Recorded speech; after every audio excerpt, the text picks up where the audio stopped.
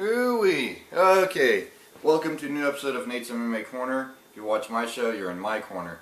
Today's episode is a post-fight show for McGregor versus Brandao UFC Fight Night in Dublin. Yeah, so great fights, top to bottom. I think it was even better than last card, which was pretty hard to top that. Yeah, and so let's get started with the post-fight show on the main card. Let's kick it off with the main event. Conor McGregor versus Diego Brandao, featherweight battle main event. Yeah, Conor McGregor won in the first round, TKO punches.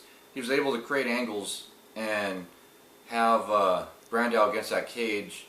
And then when Brandao was circling, he caught him and was able to finish him and just tee off on him. And it was a great finish for Conor McGregor. And yeah, wow. Great explosive fight. Yeah, the main event was only 4 minutes and 5 seconds, so yeah, Brandao was going for some submissions, I believe, in the first round in the 4.5 minutes, it looked like. And Conor McGregor was doing a good job defending and counter-striking and striking. And it was a great job for Conor McGregor. Good win. I actually became somewhat of a Conor McGregor fan after this fight because of his mic skills, his explosive, exciting fights. He can play the good guy or bad guy role very, very, very well. And so I like it. Then the co-main event was Gunnar Nelson versus Zach Cummings.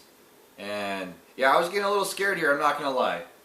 But round 2, Gunnar Nelson catches Zach Cummings' submission rear naked choke.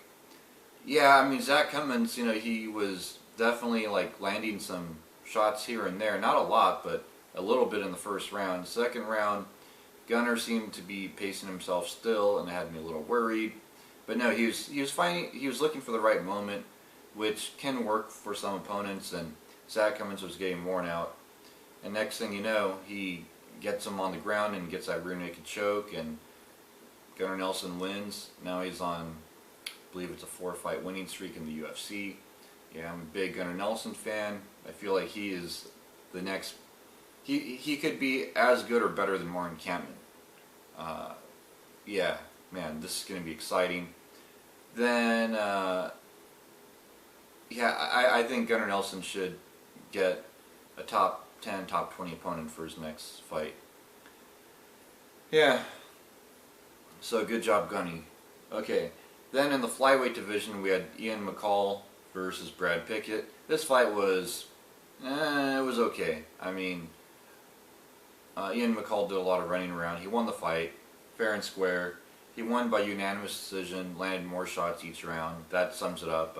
There wasn't a whole lot in this fight except for just outpointing each round, really. And then to kick off the main card, we had Norman Park versus Naoki Kotani. Naoki Kotani. Yeah, that's how you say it. These Japanese names are pretty long sometimes. Yeah, Norman Park, he won by TKO punches and elbows. That was second round, and I became a bigger Norman Park fan after he called out Diego Sanchez. I really like how Norman Park did that. He called him out at the post-fight press conference, and I've always been a little bit of a Norman Park fan. He trains at Alliance with Dominic Cruz, and I support a lot of the Alliance guys. A lot of my favorite fighters come out of there, and Norman Park, he's definitely on a tear in the UFC right now. He's on a good stint right now in the UFC after winning the Smash's Ultimate Fighter.